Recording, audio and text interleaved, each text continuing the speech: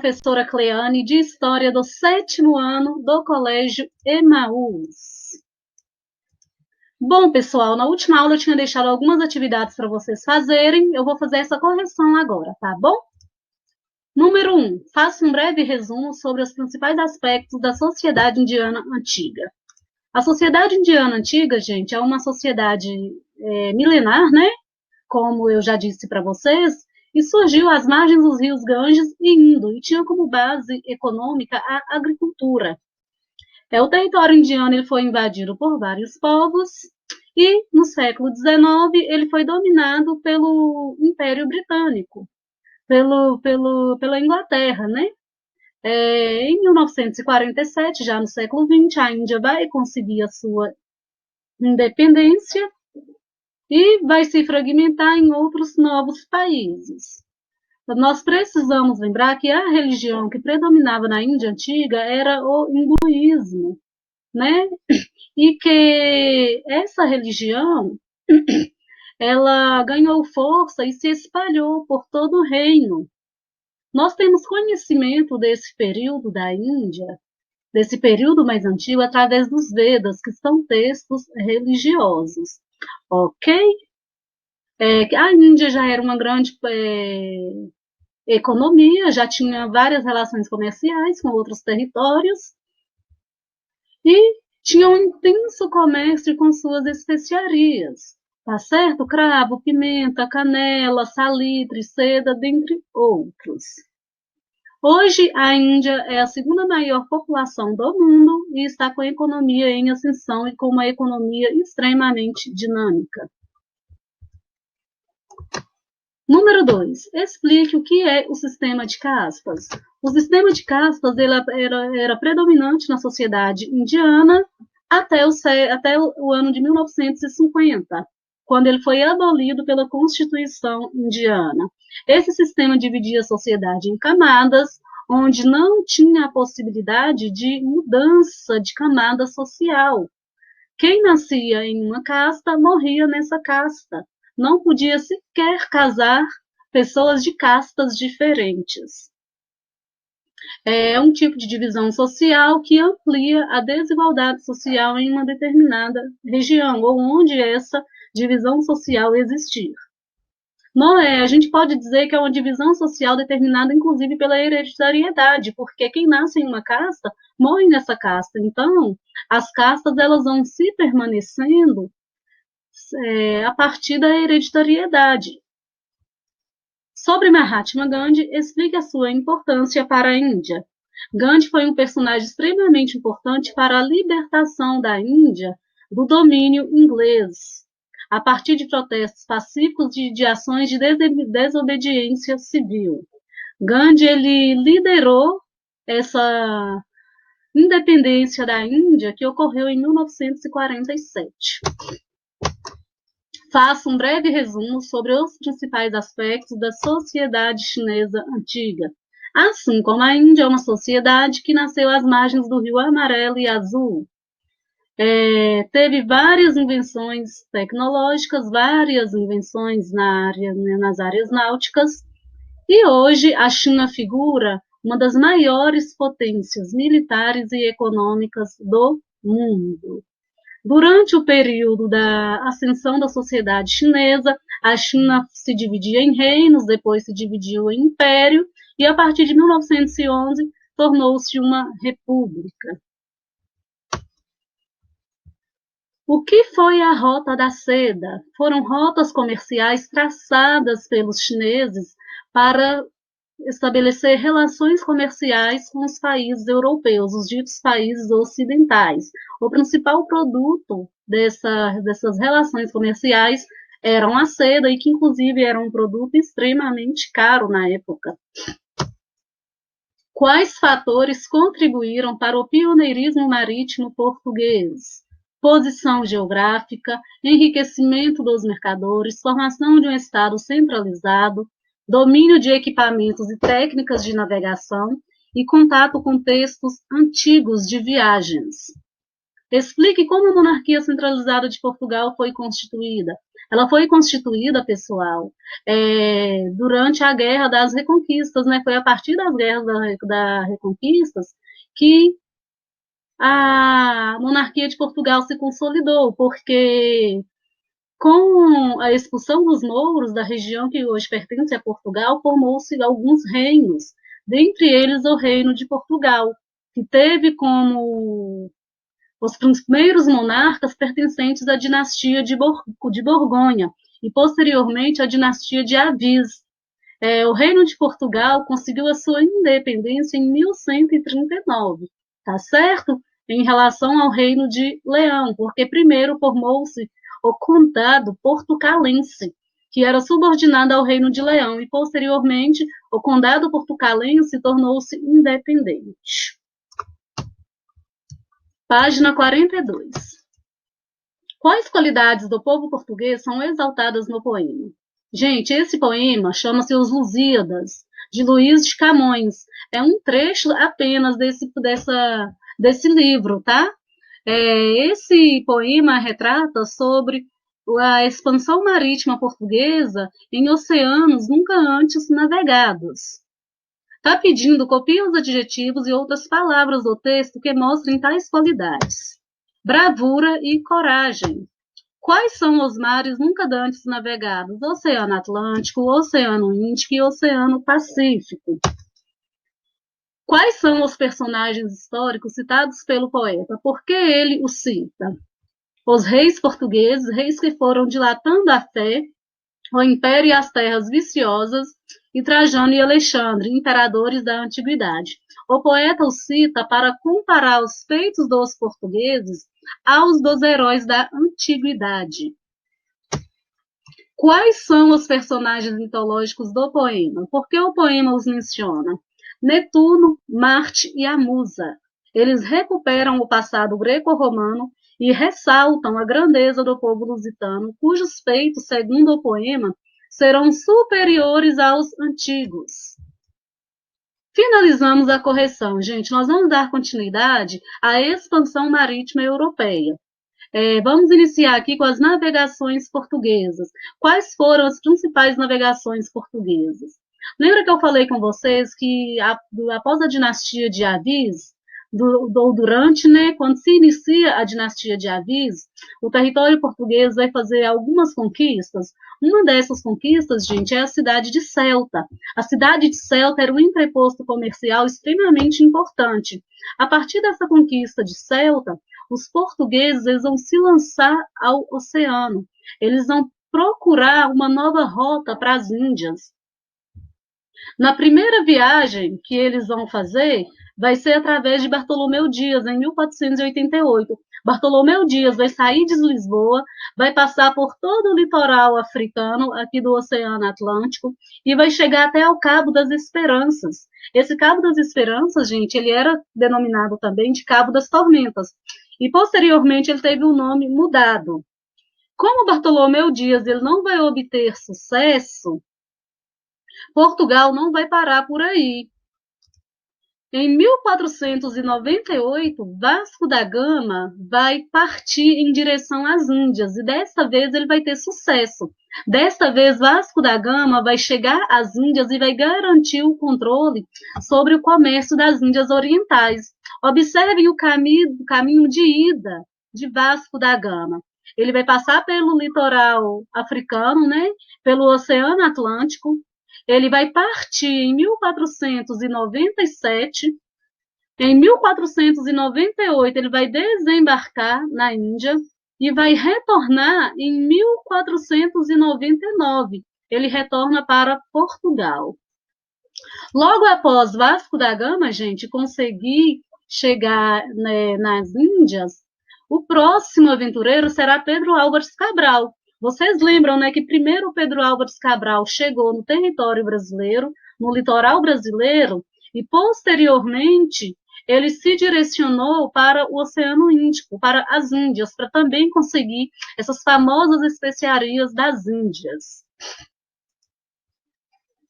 Neste mapa, a gente consegue ver, né, perceber as conquistas de Portugal a partir da sua expansão marítima. Observem aqui o território que hoje pertence ao Brasil, né?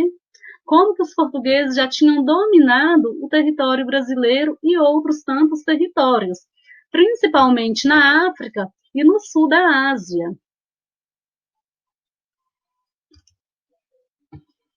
As navegações espanholas. Entendemos um pouco sobre a expansão marítima de Portugal, vimos quais foram os primeiros navegadores que obtiveram sucesso em relação a essa expansão. A Espanha, gente, ela vai se aventurar nos oceanos um pouquinho mais tarde. Vamos entender por quê. A Guerra das Reconquistas na Espanha demorou um pouquinho mais e foi até 1469. Só quando a união dos reinos de Aragão e do reino de Castela é que a Espanha vai conseguir formar um estado forte, unificado, quando vai casar Fernando II com Isabel I.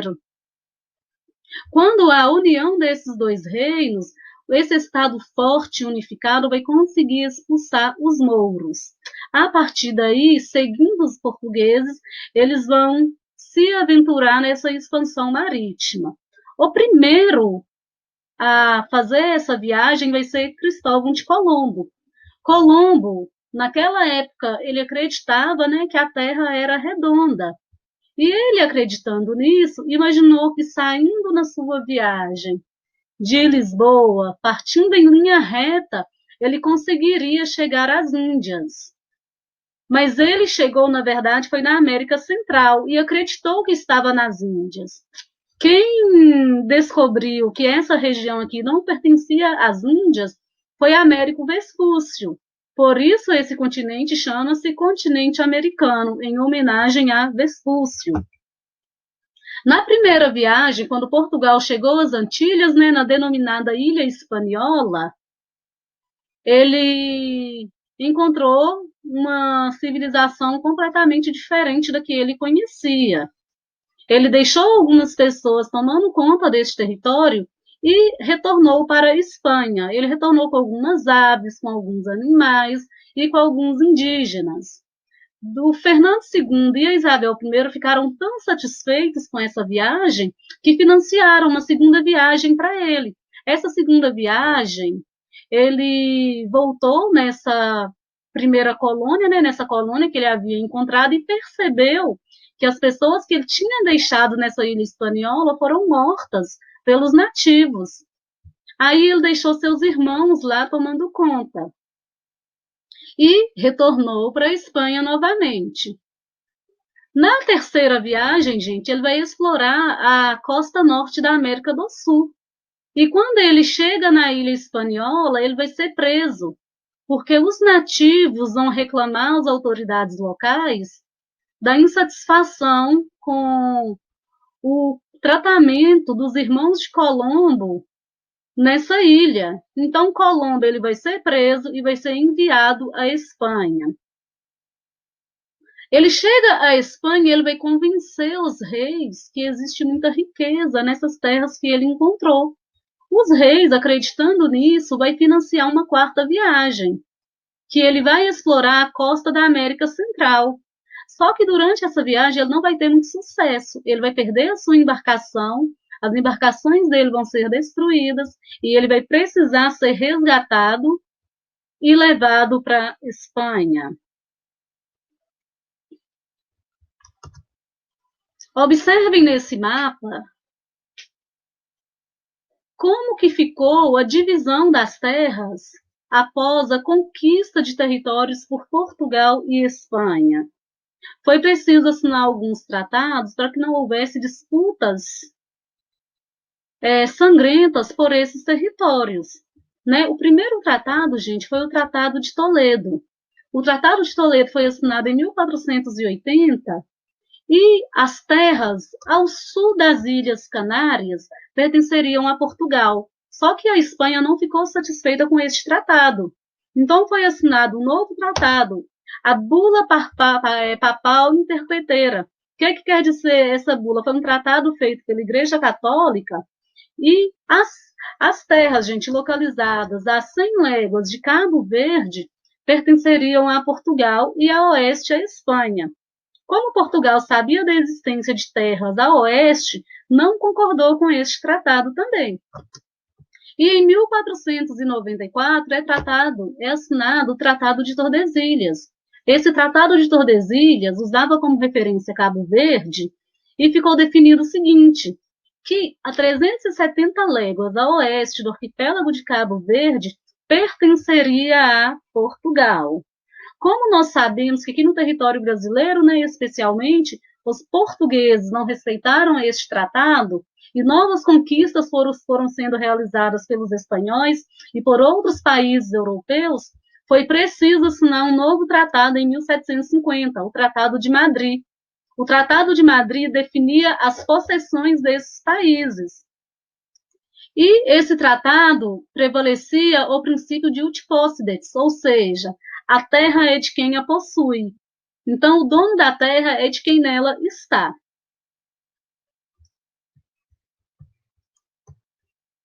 Observem nesse mapa as possessões portuguesas e espanholas até 1600. Observem que predomina as possessões portuguesas, viu, gente? Vejam aí que na América Central e América do Sul predominam as possessões espanholas.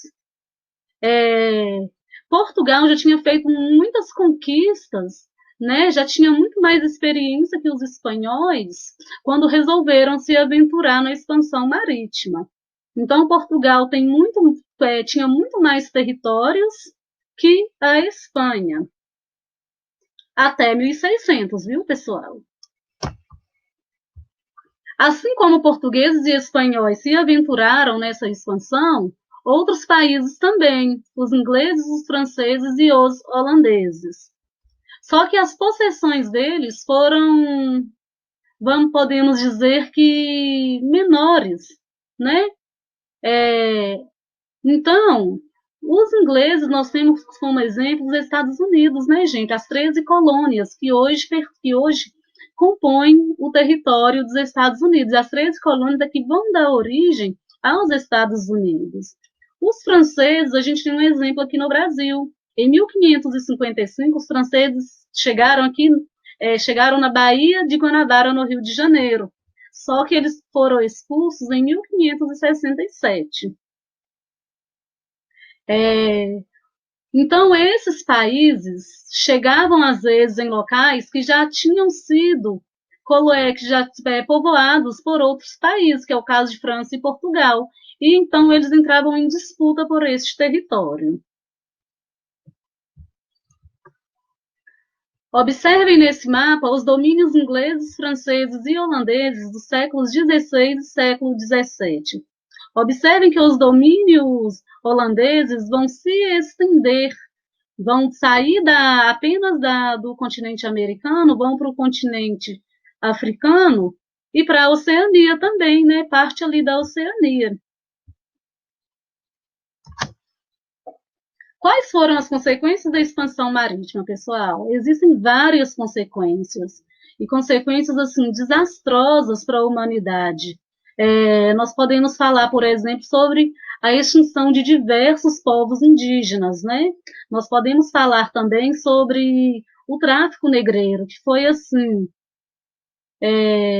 extremamente desastroso para a humanidade e para o continente africano, porque acabou gerando vazios demográficos no continente, espalhando a guerra entre as tribos africanas, né? Porque cada povo possuía uma cultura, possuía uma língua, possuía um hábito. Então, assim, foi muito desastroso, né? A questão do tráfico. E nessa expansão também, gente, como consequência, nós temos a formação de governos absolutistas, né? Vai aumentar a atividade mercantil e vai haver uma mudança do eixo comercial do Mediterrâneo para o Oceano Atlântico. Lembrem-se que o eixo comercial mediterrâneo era a rota comercial ali das mercadorias que saíam das Índias e da China. Tá bom? Vamos encerrar essa aula por enquanto, né? Se for preciso, assistam novamente essa aula. Fazer as páginas 50 e 51 do livro de História. Bons estudos e lembrem-se, juntos no caminho certo.